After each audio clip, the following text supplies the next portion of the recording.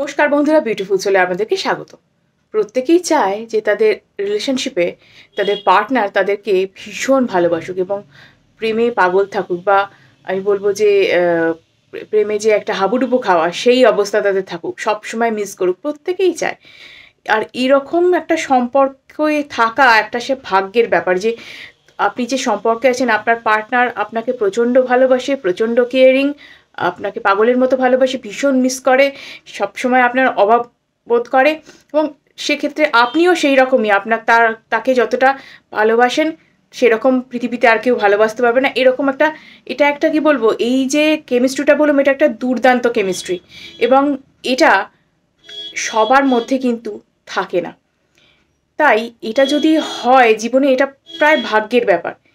এটা কিন্তু অনেকের ক্ষেত্রে প্রথম দিকে খুব ভালো একটা সম্পর্ক থাকে, কিন্তু আস্তে আস্তে আস্তে আস্তে কী হয় জানেন তো, যে সময় যত গড়ায় তত কিন্তু যত সম্পর্ক পুরনো হয়, কিছু কিছু মানুষের ক্ষেত্রে এই যে চার্মটা, সেই প্রেমে পাগল থাকা, ভালোবাসায় একবারে জোয়ারে ভেসে যাওয়া, এই ব্যাপারটা একদম আস্তে আস্তে কমে যায়। এর কিছু কিছু কারণ আছে। এই কিছু কিছু কারণকে যদি আমরা মেনটেন করতে পারি, তাহলে কিন্তু এই ভালোবাসাটা, এই চার্মটা একদম লং লাস্টিং হবে, ধরা থাকবে বহুদিন। এবং আপনি যতটা আপনার পার্টনারকে ভালোবাসবেন, আপনার পার্টনার আপনাকে তার থেকেও বেশি ভালোবাসবে, আমি বলবো। কিছু কিছু ভুল আমরা জীবনে করে বসি, এবং সেটা রিলেশনশিপে আসার পর আমরা ততটাই করে বসি। সেটা যদি রেকটিফাই আমরা করে নিতে পারি প্রথম থেকেই, যদি সেটার প্রতি যত্নবান হই, আমরা যে কোনো সম্পর্ককে একদম আগলে সামলে রাখতে পারবো, ঠিক প্রথম দিনের মতো। ভাবতে অবাক লাগলেও একদমই অবাক হওয়ার মতন বিষয় নয়, একদমই জলের মতো সোজা। আপনি দেখবেন আমার কথাগুলো শোনবার পর যে হ্যাঁ, আপনার ক্ষেত্রেও এই সমস্ত কিছু না কিছু ত্রুটি বিচ্যুতি হচ্ছিল, যার কারণে সম্পর্কটা আস্তে আস্তে আস্তে আস্তে সেই দিক থেকে অন্য দিকে চলে গেছে। অর্থাৎ যেরকম প্রথমে ছিল সেইটা থেকে একদম একটু ভালোবাসার চার্মটা বেশ খানিকটা বলবো নষ্ট হয়েছে। এবং এটা দিন যত গেছে তার সাথে কিছু কিছু মানুষের ক্ষেত্রে কিন্তু সেটা হয় না। তাদের ক্ষেত্রে কিন্তু যত সম্পর্ক যত পুরনো হয়, তত কিন্তু তার চার্মটা বাড়তে থাকে, দুজনের মধ্যে ভালোবাসা, বন্ডিং, রেসপেক্ট সব কিছু কিন্তু বাড়তে থাকে। কেন, কী কারণে কিছু কিছু সম্পর্ক এরকমভাবে নষ্ট হয় এবং কিছু কিছু সম্পর্ক এরকমভাবে সুন্দরভাবে ফ্লারিশ হয়, আজকে সেই বিষয়েই আমি আলোচনা করব। চলুন দেরি না করে শুরু করা যাক। প্রথমে আমরা আসি যে যখন প্রথমে আপনি সম্পর্কে এসেছিলেন, তখন কি হয়েছিল না, আপনি নিজেকে সাজিয়ে গুছিয়ে পরিপাটি করে রাখতেন। তারপর কি হলো বলুন তো, তারপর যখন পার্টনারের সাথে সম্পর্কটা খুব এগিয়ে গেল, আপনি পার্টনারের সাথে যখনই খুব কমফোর্টেবল হয়ে গেলেন, তখন কি করলেন না, সেই যে সাজগোজ করা, সেই রকমভাবে বেশ নিজেকে পরিপাটি করে গুছিয়ে রাখাটা আপনি কিন্তু আস্তে আস্তে আস্তে আস্তে কমাতে থাকলেন। আপনি একটা ক্যাজুয়াল ভাবভঙ্গি নিয়ে তার সাথে দেখা করতে যাওয়া, ক্যাজুয়াল জামা কাপড় পরে তার সামনে থাকা, এরকমভাবে আপনি থাকছেন। এটা যেন সেই বাড়িতে যেরকম আমরা থাকি সেরকমভাবে আপনি থাকছেন, বা কিছু যা বাড়ির মধ্যে থাকলেও আমরা একটু পরিপাটি করে নিজেকে রাখি, সেরকমভাবে নয়। আমি বলছি না একদম ফুল ফ্লেজেড মেকআপ করে আপনাকে একদম তার সামনে একদম সিনেমার নায়িকার মতো বা নায়কের মতো ঘুরে বেড়াতে হবে, সেটা আমি বলছি না। কিন্তু ঠিক প্রথম দিনে আপনি যেরকমভাবে নিজেকে সাজিয়ে গুছিয়ে রাখতেন, ঠিক সেরকমভাবে আজ রাখেন তো?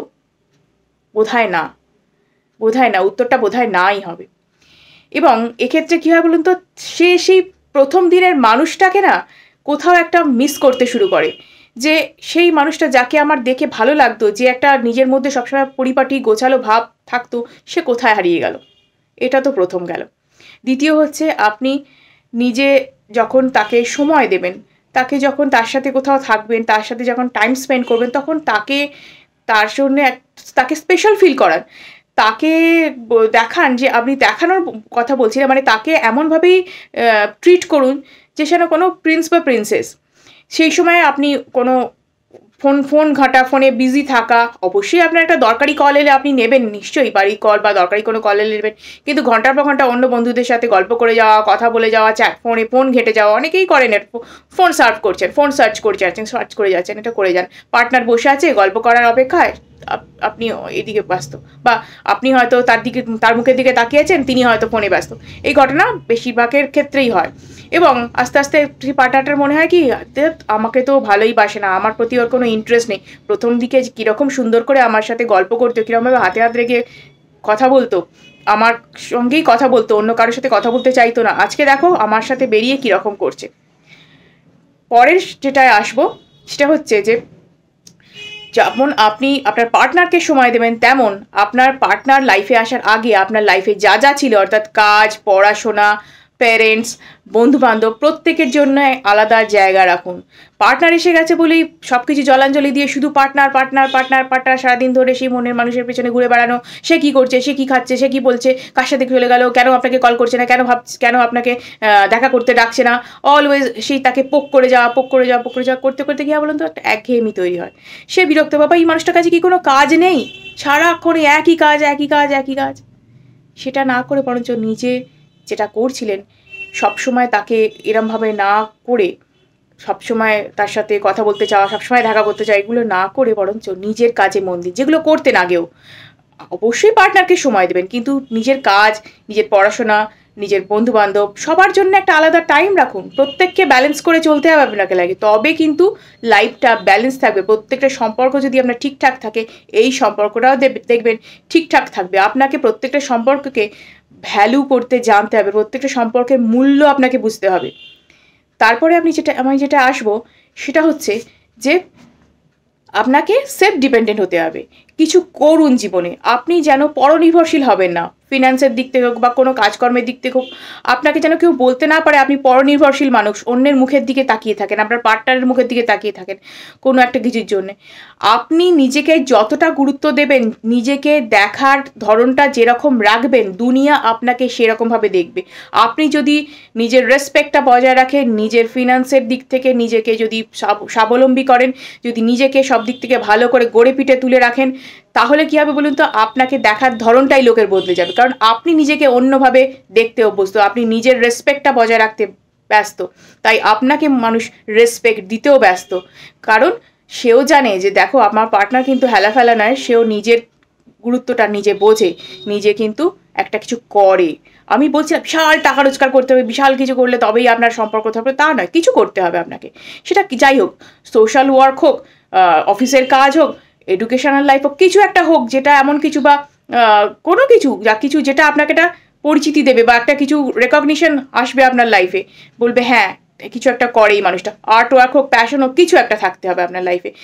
না হলে কিন্তু শুধুমাত্র সম্পর্কের ফাঁসে আটকে পড়লে ওই হাঁসফাঁস অবস্থা হবে এবং পার্টনার কিন্তু আপনাকে বেশি দিন পাত্তা দেবে না, ইন্টারেস্ট হারাবে।